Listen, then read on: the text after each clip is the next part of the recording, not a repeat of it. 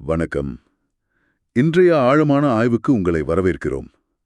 இன்னைக்கு நாம பார்க்க போற புத்தகம் பலரையும் ரொம்ப காலமா யோசிக்க வச்ச ஒரு கேள்வியை மையமா கொண்டது. சுவாமி அபேதானந்தா எழுதிய மரணத்திற்கு பின் வாழ்க்கை, அதாவது லைஃப் பியாண்ட் டெத். மனுஷன் கேட்க ஆரம்பிச்ச காலத்திலிருந்து இந்த கேள்வி இருக்கு இல்லையா? செத்ததுக்கு அப்புறம் என்ன நடக்கும்? இந்த புத்தகம் சுவாமி அமெரிக்கால கொடுத்த சொற்பொழிவுகளோட தொகுப்பு. இன்னைக்கு நம்மளோட ஆய்வுல இந்த முழு புத்தகத்தோட சாராம்சத்தையும் பார்க்க போறோம். முன்னுரைகள், முக்கியமான அத்தியாயங்கள், அதில் இருக்கிற வாதங்கள் எல்லாத்தையும் கொஞ்சம் ஆழமா அலசலாம். நீங்க கூட என்னைக்காவது யோசிச்சிருப்பீங்க, மரணம்ங்கிறது ஒரு முடிவா இல்ல ஒரு தொடக்கமா அப்படின்னு. இந்த புத்தகம் அதுக்கான சில பதில்களை தேட நமக்கு ஹெல்ப் பண்ணுது. சரி வாங்க, உள்ள போய் பார்க்கலாம். முதல்ல ஒரு விஷயத்தை தெளிவுபடுத்திடலாம்னு நினைக்கிறேன். இந்த புத்தகம் சும்மா பேக்கத மாதிரி இல்ல அமானுஷ்ய கதைகளோட தொகுப்பு கிடையாது.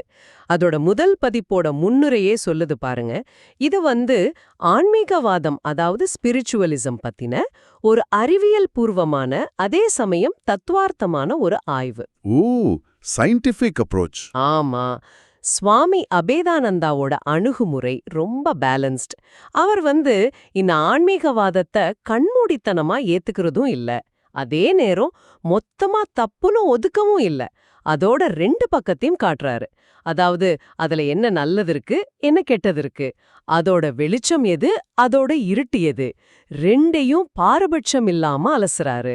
எது சரி, எதுல கவனமா இருக்கணும்னு நம்மளையே யோசிக்க வைக்கிறாரு. அப்போ ஒரு நடுநிலையான பார்வை இருக்கு. நிச்சயமா. அது மட்டும் இல்ல, இந்த புத்தகம் முழுக்க வேதம், உபநிடதம், கீதை, இதிலிருந்து கருத்துக்கள் இருக்கு. அதே மாதிரி கிழக்கு மேற்கு தத்துவஞானிகள், கவிஞர்கள், ஏன் விஞ்ஞானிகளோட மேற்கோள்கள் கூட நிறைய இருக்கு. ஒரு பரந்த பார்வை கிடைக்குது. அப்புறம் பின்னாடி வந்த பதிப்புகள்ல எக்டோபிளாசம்னு சொல்லுவாங்களே, அந்த ஆவி மாதிரி உருவம் வர்ற படங்கள் கூட சேர்த்திருக்காங்க. சோ அந்த அளவுக்கு இது ஒரு ஆழமான ஆய்வுன்னு தெரியுது. ஆமா, அந்த நடுநிலையான ஆய்வு நோக்கு தான் இந்த புத்தகத்தோட பலம்லே தோணுது. புத்தகம் ஆரம்பிக்கிறதே நீங்க சொன்ன மாதிரி ஒரு அடிப்படை கேள்வியோட தானே, கடோபனிஷத்துல வர்றது. கரெக்ட். நசிகேதன் யமதர்மராஜா கிட்ட கேக்குறானே, அந்த கேள்விதான். ஒரு மனுஷன் செத்துட்டா அவன் அதோட அழிஞ்சு போயிட்டான்னு சிலர் சொல்றாங்க, இல்ல அவன் அதுக்கப்புறமும் இருக்கான்னு சிலர் சொல்றாங்க. இதுல எது உண்மை? இந்த கேள்விதான் புத்தகத்தோட மையமே. இதுக்கு வரலாறு முழுக்க பல பதில்கள் இருந்திருக்குமே. பொருள் முதல்வாதம் என்ன சொல்லுது? ஆமா, பல பதில்கள். உதாரணமா, பழைய இந்தியால சார்வாகர்கள்னு நாத்திகர்கள் இருந்தாங்க. அவங்க ஆன்மாலாம் ஒண்ணுமில்ல, உடல் அழிஞ்சா எல்லாம் முடிஞ்சுதுன்னு சொன்னாங்க. வாழ்ற வரைக்கும் சுகமா வாழு, கடன் வாங்கியாவது நெய் சாப்பிடு, எரிஞ்சு சாம்பலான உடம்பு திரும்பவா வரப்போகுது அப்படிங்கிற மாதிரி அவங்க கருத்து இருந்தது. ஓகே. இதே மாதிரி பழைய ஏற்பாட்டுல சாலமன் சொல்றதாவும் சில கருத்துகள் இருக்கு. உன் வழியே போ, உன் அப்பத்த சந்தோஷமா சாப்பிடு அப்படின்னு. ஆனா வேதாந்த தத்துவம் இந்த பொருள் முதல்வாதத்தை ஏத்துக்கல. வேதாந்தத்தோட முக்கிய வாதம் என்னன்னா, ஜட பொருள்ல இருந்து உணர்வு, அதாவது கான்ஷியஸ்னஸ் தானா உருவாக முடியாது. இயக்கத்தை உருவாக்கலாம், ஆனா உணர்வை உருவாக்க முடியாது. மனம்ங்கிறது பொருளுக்கு முன்னாடியே இருக்கு, அதுதான் அடிப்படைன்னு வேதாந்தம் சொல்லுது. நவீன சயின்ஸ் கருத்துக்களை எப்படி பாக்குது புத்தகம்? அதே நேரடியா அலசுது. மூளைதான் ஆன்மாவை உருவாக்குதுன்னு சொல்றது வண்டியை இழுக்கிற குதிரைக்கு முன்னாடி வண்டியை கட்டின மாதிரி இருக்குன்னு சொல்றாரு சுவாமி அபேதானந்தர். தலைகீழா இருக்குன்னு சொல்றாரா? ஆமா, விளைவு காரணத்தை உருவாக்குதுன்னு சொல்ற மாதிரி. ஸ்பென்சர்னு ஒரு சொன்னாராம், பியானோலேருந்து மியூசிக் வர்ற மாதிரி மூளையிலேருந்து ஆன்மா வருதுன்னு. ஆனா சுவாமி கேக்குறாரு, பியானோ தானா வாசிக்காதே, அதை வாசிக்க ஒரு ஆள் வேணும்ல, அதை மறந்துட்டாங்கன்னு சொல்றாரு. சரி சரி. இதுல டாக்டர் ஷில்லர் மாதிரி மேற்கத்திய சிந்தனையாளர்களோட கருத்தையும் சுவாமி ஆதரிக்கிறாரு. ஷில்லர் சொல்றாரு, பொருள் உணர்வை உற்பத்தி செய்யல, அது கட்டுப்படுத்துது, வெளிப்படுத்துதுன்னு. இத விளக்க வில்லியம் ஜேம்ஸோட ஒரு தியரி ஹெல்ப் பண்ணுது. ப்ரொடக்ஷன் தியரி, அதாவது மூளை ஆன்மாவை உருவாக்குதுங்கிறத விட டிரான்ஸ்மிஷன் தியரி, ஆன்மா தனியா இருக்கு, மூளை ஒரு ரேடியோ மாதிரி அதை வெளிப்படுத்துதுங்கிறது தான் வேதாந்த பார்வைக்கு நெருக்கமா இருக்குன்னு புத்தகம் சொல்லுது. அவ்வளவுதான். ஆனா சுவாமி சில கேள்வி கேக்குறாரு. உறுப்பு நின்று போன உடனே அதுல இருக்கிற உயிர் சக்தி மொத்தமா போயிடுதா? உதாரணத்துக்கு, வெட்டுன கோழியோட இதயம் கூட கொஞ்ச நேரம் துடிக்குதே, அது எப்படி? ஆமா. அப்புறம் ஹார்வர்ட் ப்ரொஃபசர் சார்லஸ் மினோட் சொன்ன ஒரு கருத்தையும் சொல்றாரு. உயிரினங்கள்ல செல்கள் வந்து தனித்தனி வேலை செய்ய ஆரம்பிக்கும்போது டிஃபரன்சியேஷன் அது வளர்ச்சிக்கு தேவைனாலும் கடைசியில அதுவே மரணத்துக்கும் காரணமாயிடுதுன்னு மினோட் சொல்றாரு. அதே நேரம் மனசு உடம்பை எந்த அளவுக்கு பாதிக்குதுங்கிறதையும் ரொம்ப அழுத்தமா சொல்றாரு. டாக்டர் ஜான் ஹண்டர்னு ஒருத்தர் பயங்கரமா கோவப்பட்டு ஹார்ட் அட்டாக்ல இறந்து போனது, பிரெஞ்சு டாக்டர் டூர்டெல் வந்து பயம் துக்கம் இதனால கூட மரணம் வரலான்னு சொன்னது. இந்த மாதிரி உதாரணங்கள் வழியா மன உணர்ச்சிகள் மரணத்தையே கூட உண்டாக்கலான்னு விளக்குறாரு. அப்போ மனசுக்கும் உயிருக்கும் நேரடி தொடர்பு இருக்குன்னு சொல்றாரா? ரொம்ப தெளிவா வேதாந்தத்துல பிராணன் அப்படின்னு சொல்ற உயிர் சக்தி இருக்கு. இந்த பிராணனை மனசு தான் கண்ட்ரோல் பண்ணுது. சில சமயம் பாத்தீங்கன்னா ஆழ்ந்த மயக்க நிலை டிரான்ஸ், உடம்பு விரைச்சு போறது கேட்டலெப்சி, இல்ல தீவிர பக்தி நிலை எக்ஸ்டசி, இதுலெல்லாம் ஆன்மா உடம்ப விட்டு வெளியே போன மாதிரி தோணும். ஆனா அந்த உயிர் தொடர்பு கட் ஆகாது. இது மரணம் மாதிரி தெரியும், ஆனா மரணம் இல்ல. சரி. செத்ததுக்கு அப்புறம் உடம்ப என்ன பண்றதுங்கிறதுலயும் வேற வேற தத்துவ பார்வை இருக்கு பாருங்க. ஹிந்துக்கள் எரிக்கிற முறை வந்து ஆன்மாவை அந்த பிசிக்கல் உடம்புல இருந்து விடுவிக்கிற நோக்கத்தோட செய்யறது. ஆனா எகிப்தியர்கள் பாபிலோனியர்கள்லாம் உடம்ப மம்மிஃபை பண்ணி வச்சாங்க இல்லையா, இல்ல புதைக்கிற முறை, இதுக்கெல்லாம் காரணம் வந்து உடம்புக்கு ஒரு இரட்டை இல்ல கடைசி நாள்ல உடம்பு உயிர்த்தெழும் அப்படிங்கிற நம்பிக்கைகள் தான். இதுலதான் அந்த சூக்ஷ்ம சரீரம் வருதா? கரெக்ட். வேதாந்தத்தோட சூக்ஷ்ம சரீரம், அதாவது சட்டில் பாடி கான்செப்ட் இங்கதான் முக்கியம். இத ஆன்மாவோட உள்ளாட மாதிரி சொல்லலாம். கீதையில சொல்ற மாதிரி ஆன்மா பழைய சட்டைய கழட்டிட்டு புது சட்டை போடுற மாதிரி பழைய உடம்ப விட்டுட்டு புது உடம்புக்கு போகுது. இந்த புது உடம்புக்கு போகும்போது இந்த சூக்ஷ்ம சரீரம் தான் கூட போகுது. இதுதான் நம்மளோட கர்ம வினைகள் பதிவுகள் எல்லாத்தையும் சுமந்துட்டு அடுத்த பிறவிக்கு காரணமா இருக்கு. ஓ, அப்படியா? இது நசிகேதனோட கேள்விக்கு ஒரு பதில் மாதிரி இருக்கு. அதாவது ஸ்தூல உடம்பு அழிஞ்சாலும் இந்த சூக்ஷ்ம சரீரத்துல ஆன்மா தொடருதுன்னு சொல்ல வரீங்க. அப்போ அந்த ஆன்மாவோட பயணம் எப்படி இருக்கு? உடம்ப விட்டு போனதும் எங்க போகுது? நல்ல கேள்வி. 4வது அத்தியாயம் இத பத்தி தான் விரிவாக பேசுது. வேதாந்த பார்வையில மரணம்ங்கிறது அழிவில்ல, அது ஒரு நிலை மாற்றம். கீதை சொல்ற மாதிரி ஒரு உடம்புல இருந்து இன்னொரு உடம்புக்கு போறது. இந்த பயணத்தை எது தீர்மானிக்குதுன்னா நம்மளோட கர்ம வினைதான். கர்மா. ஆமா, 2 முக்கியமான வழிகள் சொல்லப்படுது. ஒன்னு பித்ருயானம், அதாவது முன்னோர்களோட பாதை. இன்னொன்னு தேவயானம், தேவர்களோட பாதை. பித்ருயானம்ங்கிறது நாம செஞ்ச புண்ணியத்தோட பலனை அனுபவிச்சுட்டு திரும்பவும் பூமிக்கு வந்து பிறக்கிற பாதை. தேவயானம்ங்கிறது ரொம்ப உயர்ந்த புண்ணியம் செஞ்சவங்க இல்ல ஞான வழியில போனவங்க பிரம்மலோகம் மாதிரி உயர் உலகங்களுக்கு போற பாதை. அங்கிருந்து முக்தி அடையலாம், இல்ல கர்மா பாக்கி இருந்தா திரும்பவும் பூமிக்கு வரலாம். அந்த பித்ருயான பாதையில புகை இரவுன்னு சொல்றாங்களே, அது என்ன? அது வந்து உபநிடதங்கள் சொல்ற நிலைகள். புகை, இரவு, தேவிரை காலம், தட்சிணாயன மாசங்கள்னு சில நிலைகளை கடந்து போறதா சொல்றாங்க. இதெல்லாம் சும்மா உருவகம் மட்டும் இல்ல. ஒவ்வொரு நிலையிலையும் அந்தந்த தேவதைகள் ஆன்மாவுக்கு வழிகாட்டுறதா ஒரு நம்பிக்கை. கடைசியில சந்திரலோகத்துக்கு போய் அங்க புண்ணிய பலனை அனுபவிச்சுட்டு திரும்பவும் பூமிக்கு வர்றாங்க. அப்போ இந்து மத சொர்க்கம் நிரந்தரம் இல்லையா? இல்ல, அது கிறிஸ்தவம் இஸ்லாம் சொல்ற மாதிரி நிரந்தர சொர்க்கம் இல்ல. இந்து மத சொர்க்கம் இல்ல மேலுலகங்கள்ங்கிறது நாம செஞ்ச நல்ல காரியத்துக்கான பலனை அனுபவிக்கிற ஒரு டெம்பரவரி இடம், அவ்வளவுதான். புண்ணியம் தீர்ந்ததும் திரும்ப பிறக்கணும். கீதையில கிருஷ்ணர் தெளிவா சொல்றாரு, பிரம்மலோகம் வரைக்கும் எந்த உலகத்துக்கு போனாலும் அங்க இருந்து திரும்ப வரணும் அப்படின்னு. நிரந்தரமானது முக்தி மட்டும்தான். மற்ற மதங்களோட எப்படி ஒப்பிடுறாங்க? இந்த புத்தகம் அதையும் செய்யுது. உதாரணமா ஜோராஸ்ட்ரியனிசம் இருக்குல்ல, ஜெண்ட் அவஸ்தா, அதுல வர்ற அஹூரா மஸ்தா, தீர்ப்பு நாள், ஸ்வர்க்கம் நரகம் பத்தின கருத்துக்கள். பழைய ஏற்பாட்டுல ஆரம்பத்துல மரணத்துக்கு பின்னாடி என்னன்னு பெருசா சொல்லலைன்னாலும் அப்புறம் பெர்ஷிய தாக்கத்தினால அந்த ஐடியாஸ் வந்தது. எகிப்தியர்களோட காங்கிற இரட்டை நம்பிக்கை, சால்டியர்கள் சொன்ன உயிர்த்தெழுதல் நம்பிக்கை, கிரீக்கத்துல பித்தாகரஸ் பிளேட்டோ சொன்ன உருமாற்றம், அதாவது மெட்டம்சைக்கோசிஸ், இப்படி பலதையும் ஒப்பிட்டு வேதாந்தம் எங்க நிக்குதுன்னு காட்டுறாரு.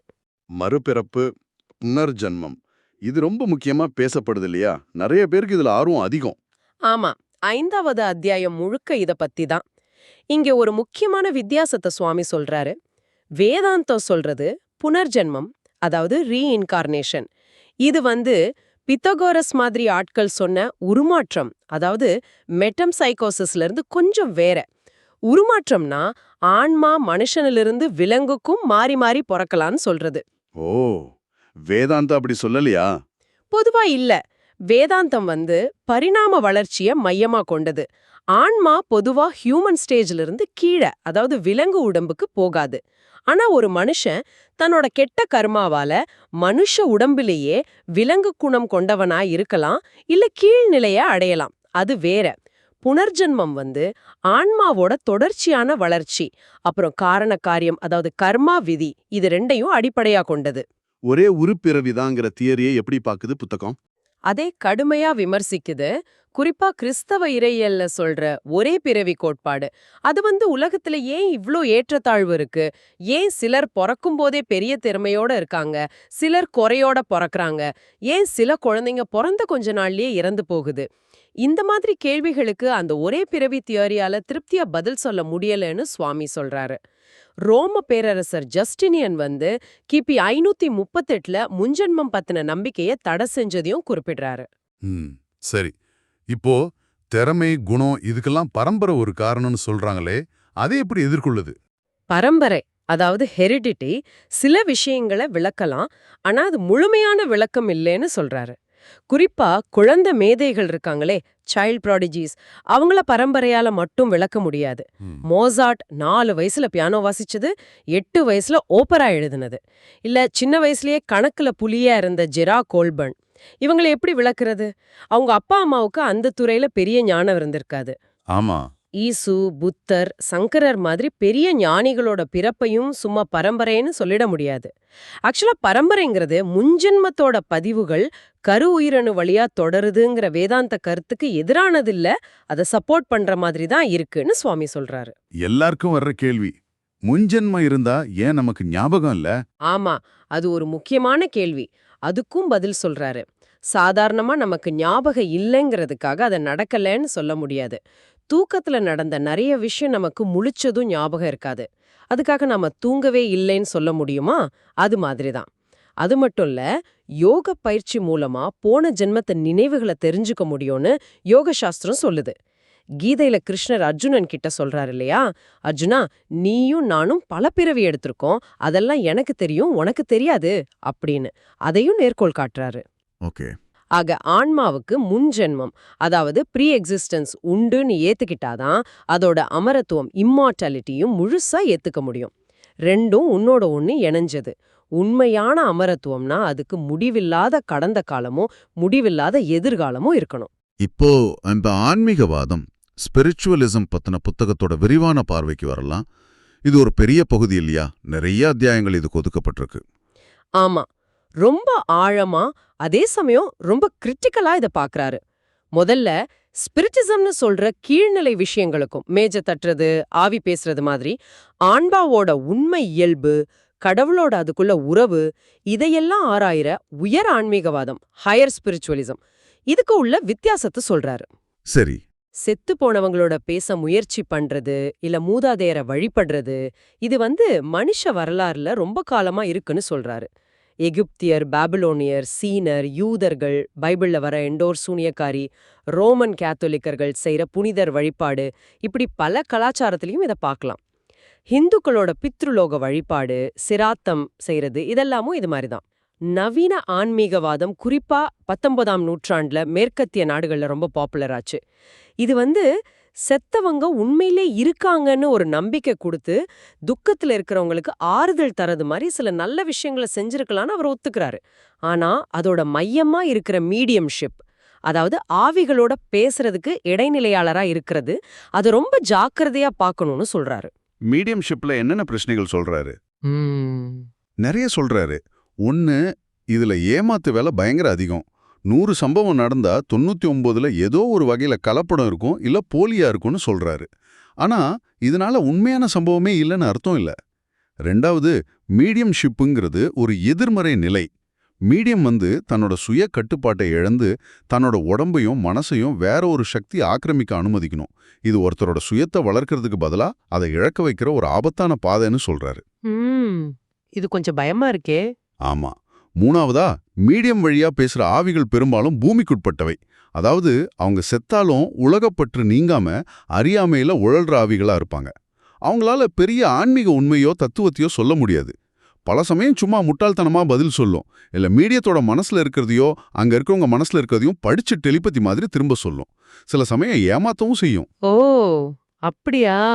நாலாவதா, நீயமா இருக்கிறவங்களுக்கு வர்ற பாதிப்புகள், சுய கட்டுப்பாடு போறது, நர்வ்ஸ் ப்ராப்ளம், உயிர் சக்தி குறையிறது, மனநோய் வர்றது, சில சமயம் ஒழுக்கக்கேடு கூட ஏற்படலான்னு ஸ்டாட்டிஸ்டிக்ஸோட எச்சரிக்கிறாரு.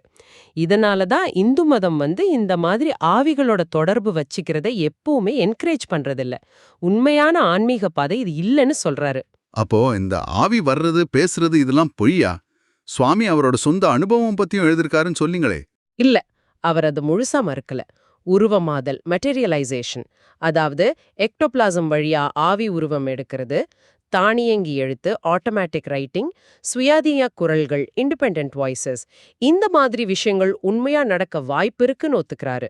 சுவாமி யோகானந்தரோட கையெழுத்து கிடைச்சது, பலராம் போஸுங்கிறவரோட உருவம் தெரிஞ்சது மாதிரி சில அவரோட அனுபவங்களையும் பதிவு செஞ்சிருக்காரு. ஆனா இந்த மாதிரி சம்பவங்களோட ஆன்மீக மதிப்பு ரொம்ப ரொம்ப கம்மின்னு சொல்றாரு. இதெல்லாம் வெறும் தோற்றம்தான், ஆன்ம விடுதலைக்கு உதவாது. அப்ப இதுக்கு மாற்று என்ன? அதுக்கு பதிலா வேதாந்தம் காட்டுற ராஜயோக பாதைய முன்வைக்கிறாரு. இது தன்னைத்தானே அறியறது, செல்ஃப் ரியலைசேஷன், கடவுள் உணர்வு பெறது, மனசை கட்டுப்படுத்தி உயர்நிலைக்கு போறது, இதுல கவனம் செலுத்துது. ராஜயோக பயிற்சி செஞ்சா அமானுஷ சக்திகள், அதாவது சித்திகள் இயல்பாவே வரலாம். ஆனா அதை இந்த நெகட்டிவான மீடியம்ஷிப் வழியா தேட வேண்டியதில்ல. உண்மையான நோக்கம் இந்த பிறப்பு இறப்பு சுழற்சி இருக்குல்ல, அதை கடந்து போறதா இருக்கணும். இது ரொம்ப ஆழமான, அதே சமயம் நடைமுறைக்கு தேவையான ஒரு எச்சரிக்கை மாதிரி தெரியுது. சரி, கடைசியா இந்த புத்தகம் சொல்ற அமரத்துவம், மனுஷனோட விதி, இத பத்தின இறுதி பார்வை என்ன? வேதாந்தம் சொல்ற அமரத்துவம்ங்கிறது சும்மா செத்ததுக்கு அப்புறம் ஸ்வர்க்கத்துல இருக்கிறது மட்டும் இல்ல. அது பிறப்பால வராத, ஆரம்பமும் முடிவும் இல்லாத, கடந்த காலம் எதிர்காலம் ரெண்டையும் உள்ளடக்குன ஒரு நித்தியமான இருப்பு, எட்டர்னல் எக்ஸிஸ்டன்ஸ். ஆன்மாங்கிறது எப்பவும் இருக்கு. அப்போ ஸ்வர்க்கம் நரகம், நிரந்தரமான ஸ்வர்க்கம் நரகோங்கிற கான்செப்ட வேதாந்தம் ஏத்துக்கல. அதெல்லாம் நாம செஞ்ச புண்ணிய பாவங்களுக்கேற்பு அனுபவிக்கிற டெம்பரவரி நிலைகள் தான். இன்பத்தை அறிய வலி தேவைப்படுற மாதிரி அனுபவங்கள் மாறிட்டே இருக்கும். இன்னும் சொல்லப்போனா, நாம நான்னு நினைக்கிற ஆளுமைன்னு இருக்குல்ல, நம்ம பேரு, உடம்பு, குணம், இதெல்லாம் உண்மையில நாம போட்டிருக்க மாஸ்க் மாதிரி. இது நம்ம உண்மையான நித்தியமான ஸ்வயம் இல்ல. அப்போ உண்மையான சுயம் எது? நம்ம உண்மையான ஸ்வயம் ஆத்மன். அது உடம்பு, மனசு, புத்தி, அகங்காரம் இதுக்கெல்லாம் அப்பாற்பட்டது. அது எப்பவும் மாறாதது, எல்லாத்தையும் அறிஞ்சிட்டு இருக்கிற சாட்சி, நோயர். இந்த ஆத்மனை உணர்றதுதான் முக்தி, விடுதலை. நம்மளோட எண்ணங்கள், செயல்கள் மூலியமா தான் நம்ம விதிய நாமளே ஒவ்வொரு நிமிஷமும் உருவாக்கிக்கிறோம். அதுதான் கர்ம விதியோட சாரம். சுவாமி அபேதானந்தாரோட இந்த புத்தகம் மரணத்துக்கு பின்னாடி என்ன நடக்குங்கிற கேள்வியை வச்சு ஆன்மா, மறுபிறப்பு, கர்மா, ஆன்மீகவாதம்னு ரொம்ப விரிவான ஒரு தளத்துல பயணிக்குது. பழைய இந்திய ஞானத்தை, குறிப்பா வேதாந்தத்தை நவீன அறிவியல், மேற்கத்திய தத்துவங்களோட ஒப்பிட்டு ஒரு கிரிட்டிக்கலான பார்வையோட முன்வைக்குது. கடைசியில வெளியில தெரியிற தோற்றங்களையும் அமானுஷ்ய சம்பவங்களையும் தேடுறதை விட நமக்குள்ள இருக்கிற உண்மைய, அந்த ஆத்மனை தெரிஞ்சுக்கிறது தான் முக்கியம்னு அழுத்தமா சொல்லுது. ஆமா, ரொம்ப சரியா தொகுத்தீங்க. இங்க நாம எல்லாரும் யோசிக்க வேண்டிய ஒரு விஷயம் இருக்கு. இந்த புத்தகம் சொல்ற மாதிரி நம்ம உண்மையான நித்தியத்தன்மைங்கிறது ஏதோ ஆவிகளோட பேசுறதுலயோ சொர்க்கத்துக்கு போறதுலயோ இல்ல. அது நமக்குள்ளேயே எப்பவும் இருக்கிற அந்த மாறாத ஆத்ம பொருளை உணர்றதுல தான் இருக்குதுன்னா, ஒருவேளை மரணத்துக்கு பிறகு என்ன நடக்கும்னு நாம வெளியில ஆதாரம் தேடுறது, அனுபவம் தேடுறது, இந்த முயற்சி இப்பவே இந்த கணத்திலேயே உங்களுக்குள்ள நீங்க கண்டுபிடிக்க காத்துக்கிட்டு இருக்கிற அந்த பெரிய உண்மையை உணர்றதுல இருந்து நம்மள திசை திருப்புதோ? இது நிச்சயமா ஆழமா யோசிக்க வேண்டிய ஒரு கேள்வி. இந்த விரிவான ஆய்வுல எங்களோட இணைஞ்சிருந்த உங்களுக்கு நன்றி.